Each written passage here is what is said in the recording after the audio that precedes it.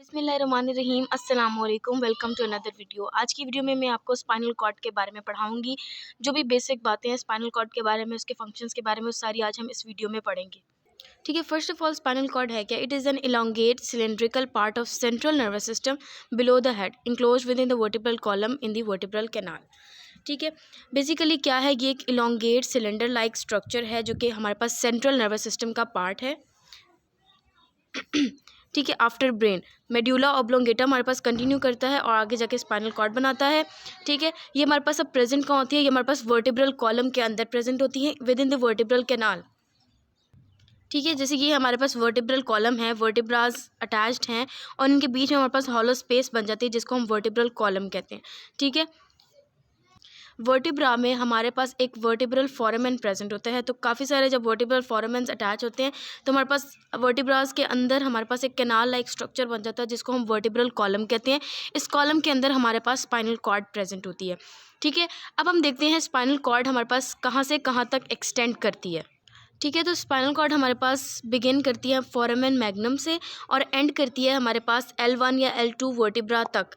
ठीक है, एडल्ट्स में, और जबकि नियोनेट्स में हमारे पास L3 से L4 तक एक्सटेंड कर सकती है।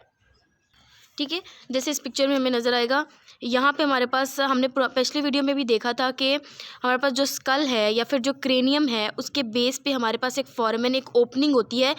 ठीक है, बेस ऑफ स्कल पे एक ओपनिंग होती है जिसको हम फोरामेन मैग्नम कहते हैं। वहाँ से हमारे पास स्पाइनल कॉर्ड एक्सटेंड करती है, वहाँ से निकल के हमारे पास नीचे वर्टिब्रल कॉलम में आती है और वहाँ से एक्सटेंड करने के बाद हमारे पास L1 या फिर L2 वर्टिब्रा तक ये एक्सटेंड करती है। L1 पर भी कर सकती है, L2 पर भी कर सकती है। और नियोनेट्स में जो है वो नियोनेट्स में हमारे पास L3 L4 तक भी जा सकती है, वरना L1 L2 तक एडल्ट्स में जाती है। ठीक है, तो ये थी इसकी एक्सटेंशन, ये कहाँ तक एक्सटेंड करती है। उसके बाद हमारे पास एक और बात है कि जो हमारे पास स्पाइनल कॉर्ड है इसको हमारे पास कुछ मेनिंजेस ने कवर किया होता है, मतलब इसमें हमारे पास कवरिंग्स होती हैं।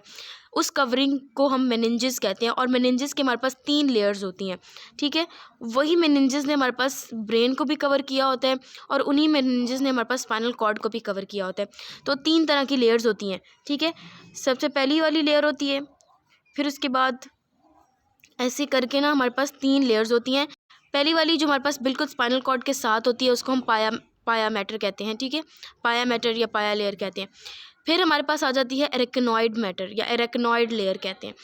तीसरे नंबर पे सबसे आउटर वाली जो लेयर होती है उसको हम ड्यूरा मैटर कहते हैं। फिर ड्यूरा मैटर की भी हमारे पास 2 फर्दर लेयर्स होती हैं। ड्यूरा मैटर की हमारे पास फर्दर 2 लेयर्स होती हैं। ठीक है, एक वो जो हमारे पास मेनिंजियल लेयर्स के साथ होती है, मतलब मेनिंजेस के साथ होती है, उसको meningeal layer of dura mater कहते हैं। एक होती है जो बाहर हमारे पास बोन, जो वर्टिब्रल बोन्स होती हैं उनके साथ होती है, उसको हम एंडोस्टियल या पेरीओस्टियल लेयर कहते हैं। तो हमारे पास आ गई 3 लेयर्स। सबसे पहले जो हमारे पास स्पाइनल कॉर्ड के साथ थी उसको हमने कह दिया पाया मैटर। ठीक है, पाया मैटर एक मेनिंजियल लेयर होगी। ठीक है, फिर हमने कह ये मेनिंजेस हैं और मेनिंजेस की फर्दर हमारे पास 3 लेयर्स हैं। कौन सी? पहले पाया मैटर आ गई, फिर हमारे पास आ जाती है एरेक्नॉइड मैटर। एरेक्नॉइड मैटर आ जाता है और आखिरी पे हमारे पास जो सबसे आउटर लेयर होती है जिसको हम ड्यूरा मैटर कहते हैं। ठीक है, ड्यूरा मैटर। ड्यूरा मैटर के फर्दर 2 लेयर्स हमारे पास थी। कौन कौन सी? एक थी हमारे पास मेनिंजियल लेयर, 2 लेयर्स में डिवाइड, एक मेनिंजियल लेयर है और एक जिसको हम एंडोस्टियल लेयर कहते हैं या फिर पेरीओस्टियल लेयर कहते हैं। ठीक है, एंडोस्टियल लेयर या फिर पेरीओस्टियल लेयर। मेनिंजियल लेयर जो इन मेनिंजेस के साथ होती है अंदर वाली, और बिल्कुल सबसे आउटर मोस्ट लेयर हमारे पास एंडोस्टियल या periosteal layer of dura mater होती है जो कि बोन्स के साथ होती है, वर्टिब्रास के साथ। ठीक है, तो ये हो गई हमारे पास मेनिंजेस हमारी, जिन्होंने हमारे पास स्पाइनल कॉर्ड को कवर किया हुआ है। उसके अलावा हमारे पास पाया मैटर और एरेक्नॉइड मैटर के बीच में एक खाली स्पेस भी होती है।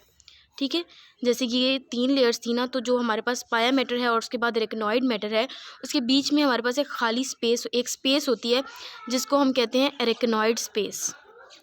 एरेक्नॉइड स्पेस कहते हैं। उस एरेक्नॉइड स्पेस में हमारे पास CSF प्रेजेंट होता है। CSF stands for cerebrospinal fluid. Cerebrospinal fluid होता है जो कि फर्दर स्पाइनल कॉर्ड को प्रोटेक्ट करता है। ये हमारे पास एरेक्नॉइड स्पेस में प्रेजेंट होता है। उसके बाद हम स्पाइनल कॉर्ड की थोड़ा आउटर लुक ले लेते हैं कैसी आएगी। ठीक है, ये फोरामेन मैग्नम से एक्सटेंड होती है। यहाँ पे हमारे पास इसकी एक थिकनिंग होती है, यहाँ पे थोड़ी सी मोटी हो जाती है। फिर थोड़ी सी पतली हो जाती है, एंड अगेन हमारे पास एक थिकनिंग होती है, ठीक है, और लास्ट में कुछ ऐसा स्ट्रक्चर आ जाता है। अब ये क्या है, हमारे पास स्पाइनल कॉर्ड में दो तरह की थिकनिंग्स होती हैं। ये थिकनिंग किस वजह से होती हैं? प्लेक्सस की वजह से, ठीक है। एक सर्वाइकल रीजन पे थिकनिंग होती है और एक लंबोसेक्रल रीजन पे, ठीक है।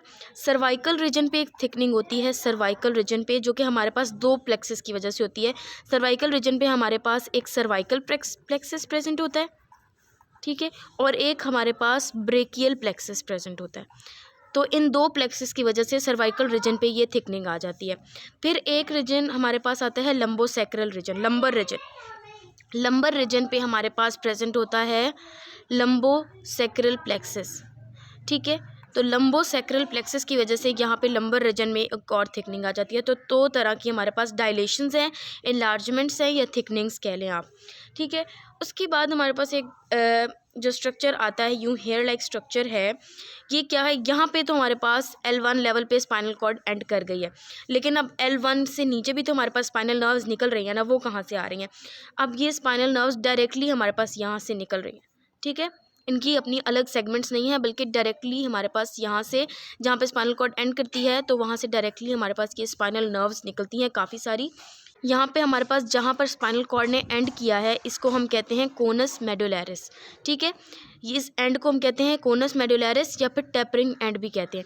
और ये जो हमारे पास हेयर लाइक स्ट्रक्चर है, हॉर्स टेल की तरह इसकी शेप है, ठीक है, घोड़े की दुम की तरह हॉर्स टेल लाइक शेप है, और इसको हम कॉर्डा एक्वाइना कहते हैं।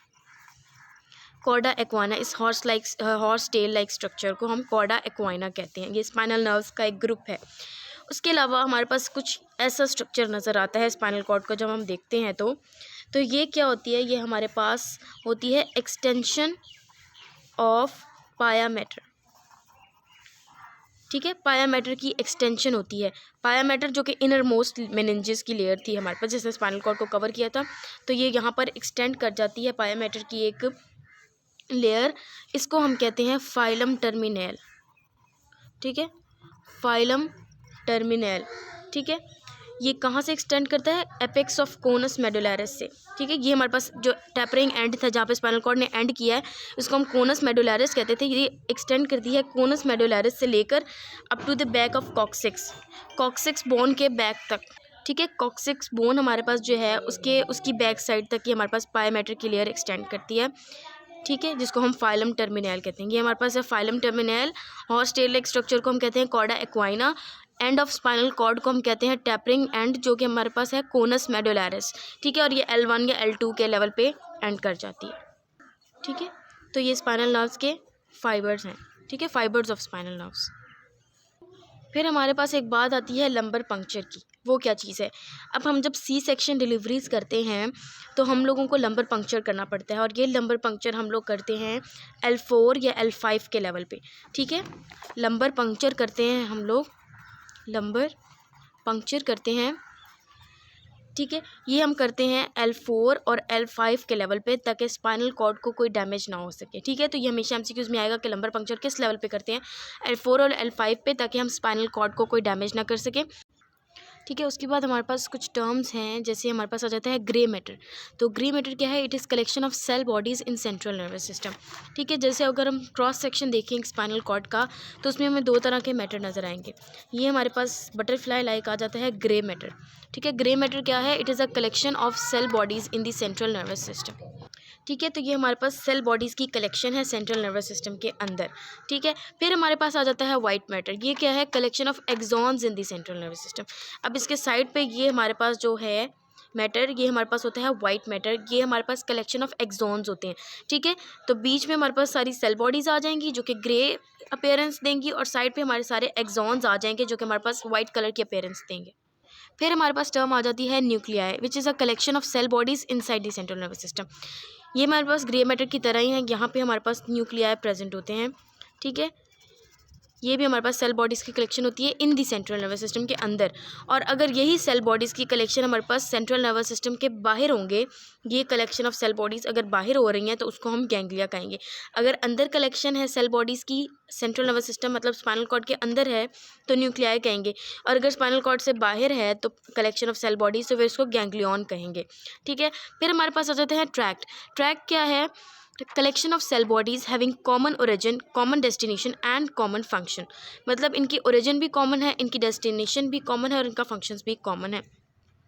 जैसे हमारे पास ट्रैक्स मोस्टली हमारे पास आते हैं ब्रेन से स्पाइनल कॉर्ड की तरफ या स्पाइनल कॉर्ड से ब्रेन की तरफ जाते हैं। दो तरह के हमारे पास ट्रैक्स होते हैं, एक असेंडिंग ट्रैक और एक डिसेंडिंग ट्रैक।